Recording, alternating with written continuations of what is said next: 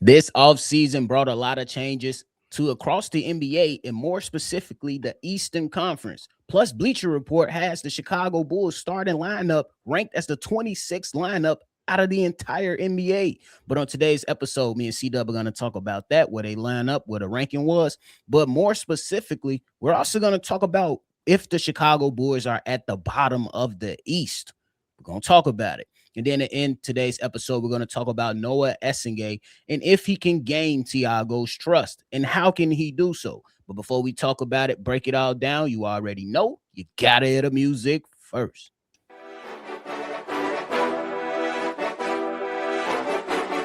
Cognac, gang.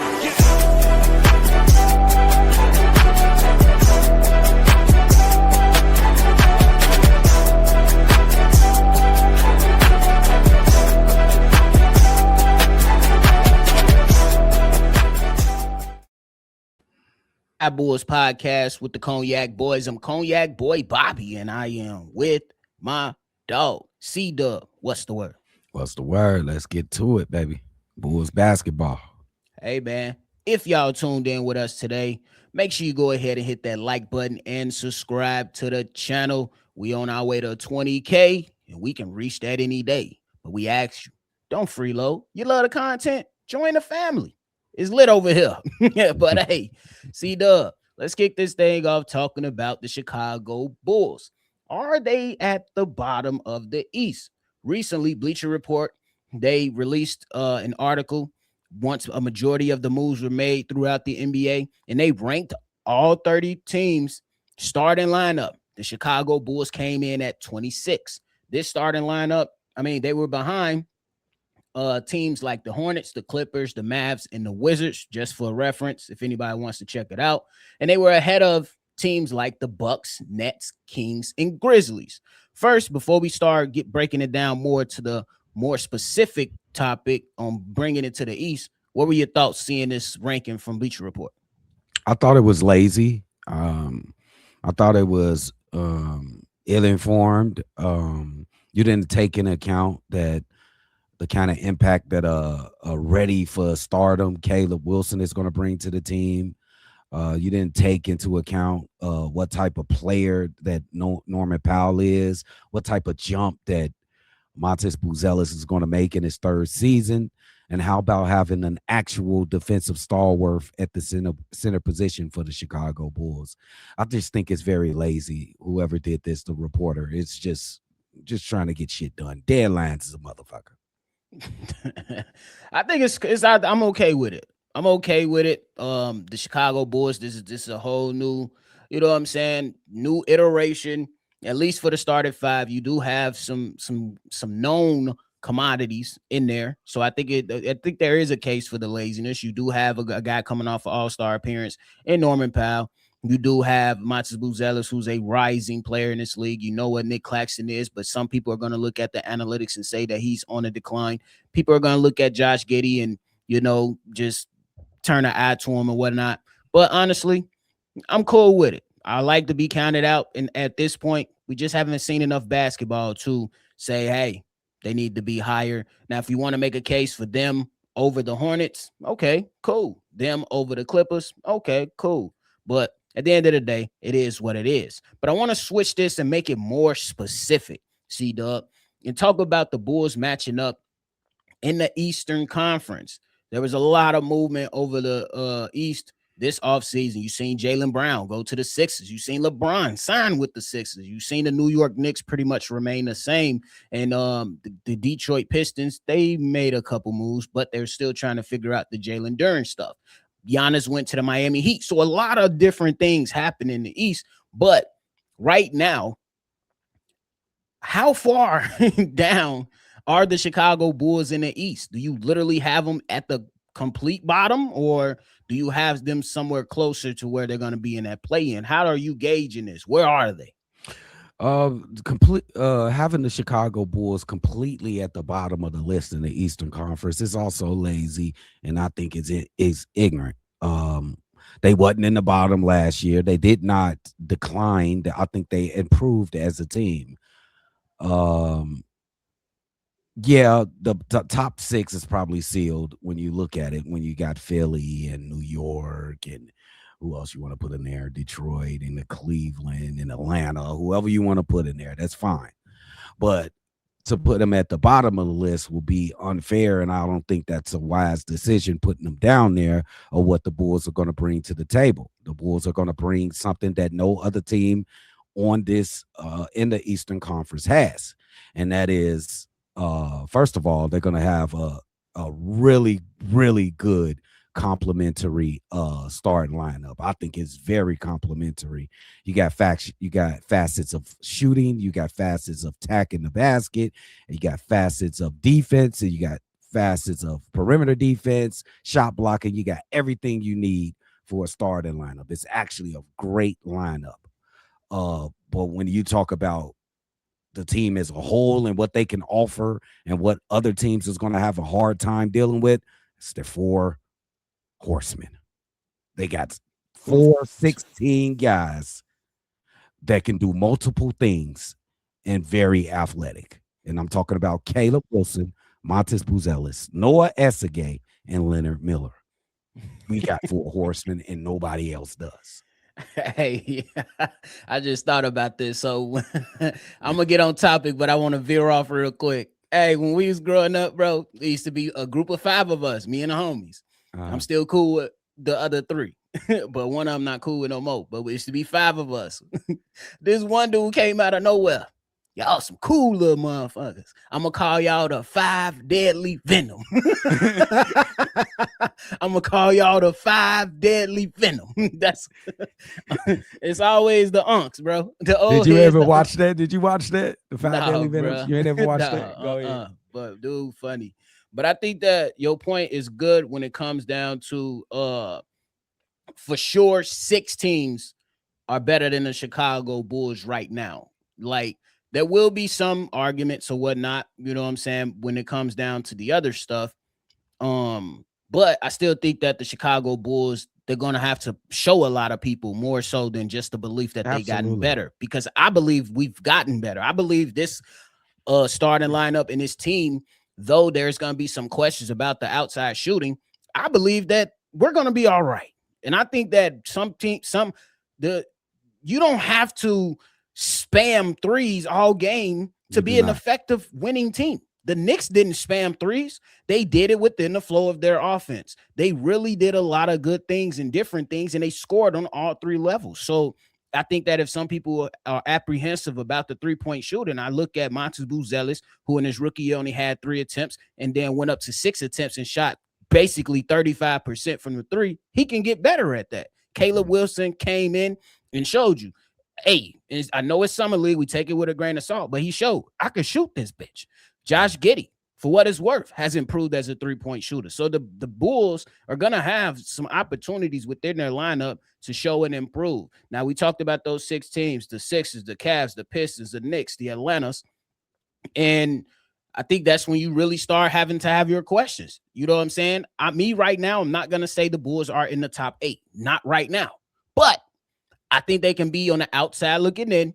And if they place defense as their calling card, they can very well upset some teams in certain games. And you know what I'm saying? Stack wins, because I believe the win total is set at 29. I have the Chicago Bulls winning at least 35 games at a minimum this upcoming season. But I think that it should be agreed upon that they're not in the top 6, possibly looking outside of that top 8. So while not at the bottom of the bottom, they got some ways to go.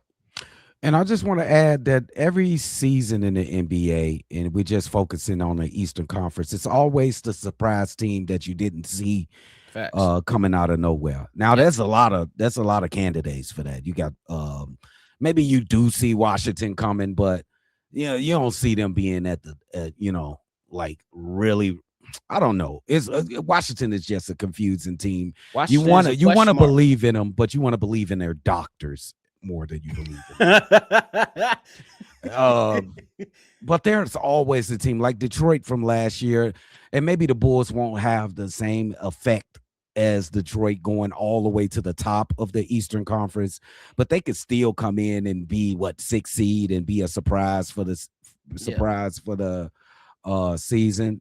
I think the Bulls are a candidate to be that surprise team this upcoming season, along with teams like Miami, because a lot of people don't think they have enough, even though they have Giannis. That can be one of those I guys think. that jump a lot of teams. Go ahead.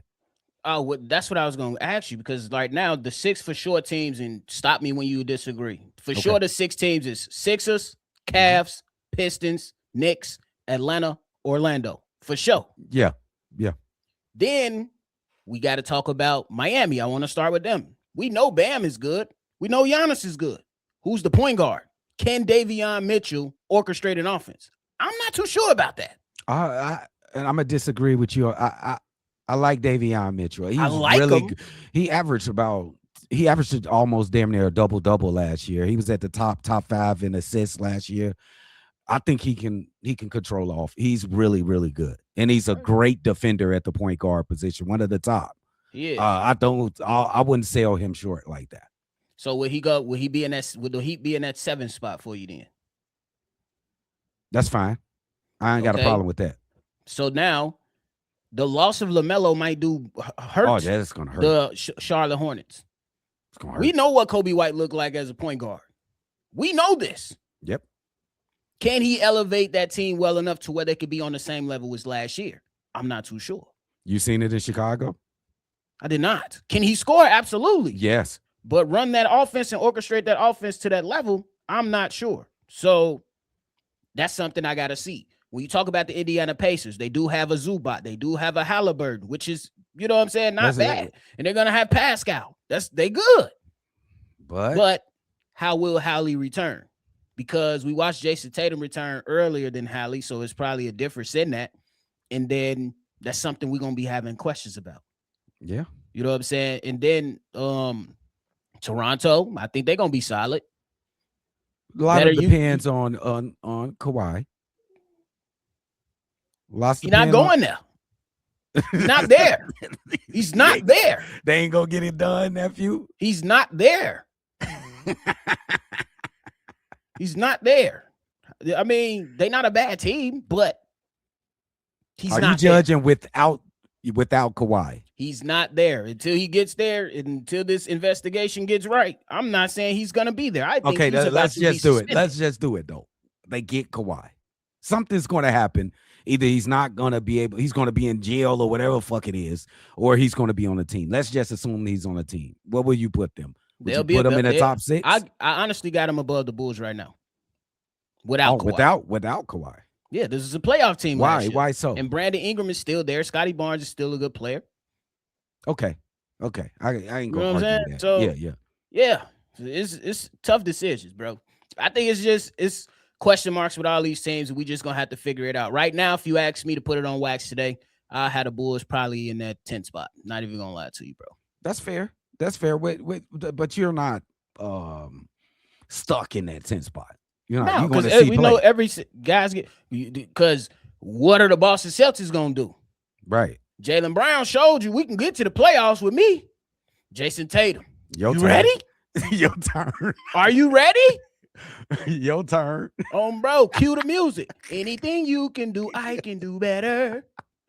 Get ready for it, right? Oh my goodness. He got a little help. He got Paul George. Over there. A little help. You know. I think they're gonna Derek Wright, put more emphasis on Derek Wright scoring more. Good luck. All right. We'll see. Good luck. Y'all let us know where y'all got the Chicago Bulls. I currently have the Chicago Bulls probably in that 10th spot in the East. Not all the way at the bottom, probably in that 10th spot. Y'all let me know where y'all at with it. Oh, let them know where I'm at. I'm at the 8th spot, just because I'm the homer of homers. And I just got a lot of doubts in teams like Orlando Magic, the guys that's going to, we say they the top 6, but they still could be like in that 7, 8 spot. And I don't know what's going on with Orlando and Miami. They supposed to be way better than that. I think they got to make a decision between the two. I think they got to follow. Yeah, I think they got to make a decision. It ain't working for sure. I already told you. I put it on wax. Montes Buzelis and Caleb Wilson will be a better duo than Paolo and France. Get ready. Absolutely. Get ready. Yes. They're going to be ready. They're going to be better than that duo. Get ready. They're going to see that this season too, nephew, ain't they? It's gonna be Mother's Day ugly. passed, but on my mama. I don't know why people don't see this, bro. Like these two guys, they finna do damage. I don't know why y'all don't see that coming. I just don't Bro, know. Everybody's selling it short, like, oh, it's just a rookie, and Montes is just some guy. He's going into his third season. All right, for okay. sure. But hey, before we get up out of here, we want to talk about Noah Essengue, man. Noah Essengue, C-Dub, can he gain Tiago's trust? This is what I mean. I'm not saying that the trust is broken. I'm not saying that there's no trust at all. I'm just saying you Noah didn't meet Tiago's expectations during summer league. I'm not taking it for whatever it is, but I'm not going to ignore it either. But how you feeling about it? Can he gain the trust based off what you've seen in summer league? Absolutely. I think everybody got this wrong too. He's not. That's the challenge that Tiago put forth on Noah Essengue was in fact that it was a challenge to see if he can push beyond what he can do. But that wasn't the end all be all. It was just to see if he could take himself to the next level. Noah Essengue ain't got to do shit but go in there and play the defense at the top level that I know that he can do. He's 6'11" and he can guard on the perimeter. He can guard, I'll say shooting guards. I think he'll have trouble with point guards and stuff like that. Too little and fast for him. But shooting guards like 2 through 4, he's gonna put them on a fucking island. I would not want this long-armed, doll-seam guy guarding me. He's 7 feet tall. Like, do y'all understand what? That's why I called him one of the horsemen. He is going to be a fucking monster. He don't need to go out there and score 15 points. You notice I said 15 points. He don't need to go score 20 points, 15 points. He needs to go out there and play good defense, run the floor, and hit an occasional spot up 3 or 2. Or get downhill and draw fouls because he can do that at a great at a great pace. Like, y'all got Noah Essengue fucked up, bro. Y'all do. I think it's there is a path for him to gain that trust. And it's just simply everything you said. But just to break it a little bit more down, be a star in your role. Yeah. Everybody can't be the 1. Everybody can't be the 2. Everybody can't be the 3. Everybody can't score 15 to 20 points or hell, even more. Everybody can't do that. But sometimes you need that guy to come off the bench, give you some energy, give you some defensive stops, give you some offensive electrifying plays. That's what you need to do. Whether that's to C-Dub's points where you spot up on a 3-point shot and you hit that bitch occasionally. Or once you get downhill and you draw a couple fouls to slow down the game and help your team get back into a game. Or when you get an opportunity, go out there and help this team extend a lead. You got to go out there and be versatile with what you do. You got to play that Swiss Army knife type role. I think he has everything you need on the defensive side. I think it's already there. Can he still improve? Absolutely. But that's something that he can lean on to start it off with gaining that trust. And as he starts that off, just make the smart basketball plays, bro. Be decisive. You want to shoot this bitch, shoot. If you want to pass. Don't you can't have hesitation when it comes to you being in this role of limited minutes. Because you know what I'm saying? Like if Josh Giddey come out, he start a game 0 for 6. You know he coming back in the game. But if you start the game 0 for 6, you might be your ass on the bench. It's 2 levels to this. So the best thing to do is to come in, be a star in your role, find your niche and lean on that.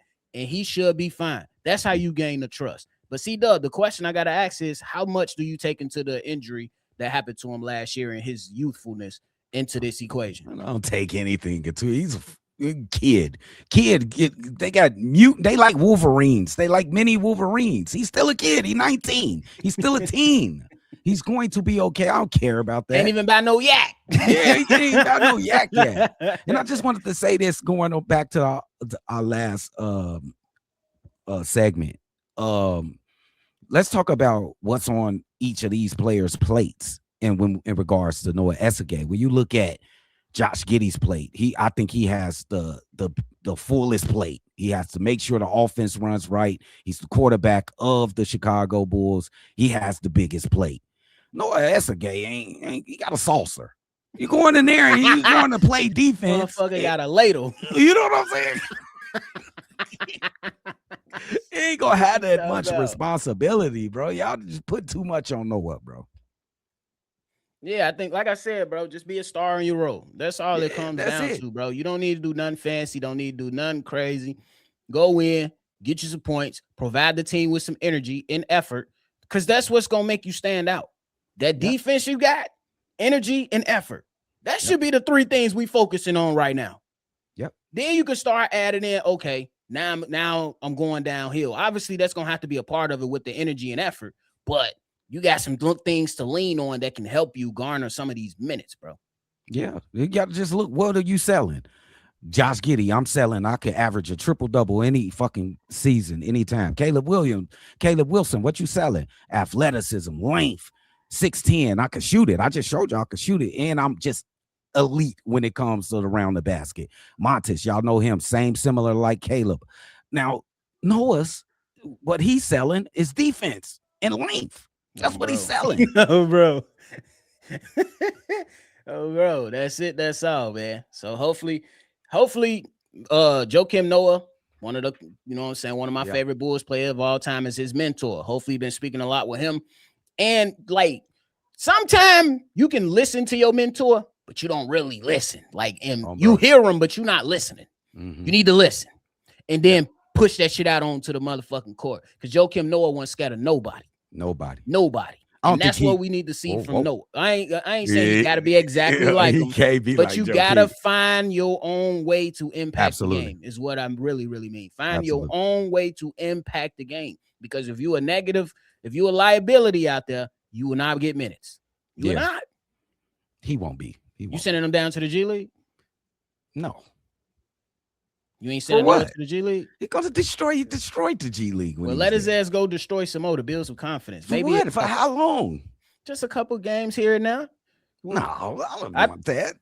We got Toby Iwaka, we got Jalen Sellers. I expect what's my guy? Your boy, nephew. I forgot. Donovan Atwell. Get them guys, send them over there, nephew. I hope they don't let him go, bro. Because I think if he goes, if they don't get Atwell, bro, I'm gonna be pissed.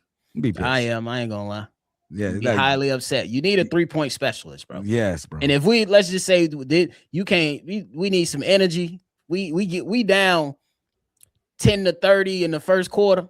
Come on, Donovan. Fuck it. He say fuck it. He said 10-30. My goodness. Hey, it ain't like it can't happen. Motherfucking teams be scoring 8 points in a couple minutes. Timeout. No, that is not going to happen. Games.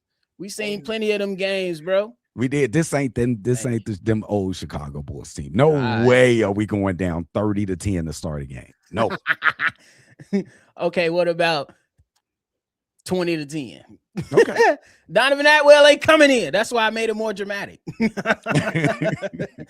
He might, bro. His motherfucker gonna switch P. Will. Come on, P. Willie. Hey man, he might. If he comes on the Bulls, will he be the best 3-point shooter on the team? It's possible, for sure. No, yeah. You could say yes. He will be the best 3-point shooter on the team, nephew. So those guys need that. You gonna get minutes. Shooters get minutes. Luke Kennard, steady. I always see Luke Kennard on the floor. He don't do nothing but shoot. That's it. Unless it was the last year playoffs. Like, what the fuck? That last series, I was like, bro, you don't want to shoot now? Like, what the fuck? That's why he's Luke Kennard. That's why he's Luke Kennard, bro. You but hey, man, find out who he is for real. But hey, y'all let us know your thoughts and everything down below. C-Dub, what else you got? Oh man, season like 1 month away, guys. Y'all better strap in, get ready. We pushing for 20K. We gonna get that any day. Hit that like button, subscribe if you haven't already. Y'all the best in the world, bro. For sure, man. We appreciate y'all for tuning in to another episode of Shy Boys Podcast. Before y'all get up out of here, make sure y'all hit that like button, subscribe to the channel, and hit that notification bell as well, man. That is it from us today. We appreciate y'all. Make sure y'all always see red. And y'all already know we gonna catch y'all on the next one. For sure. For sure. Peace. Cognac. Gang.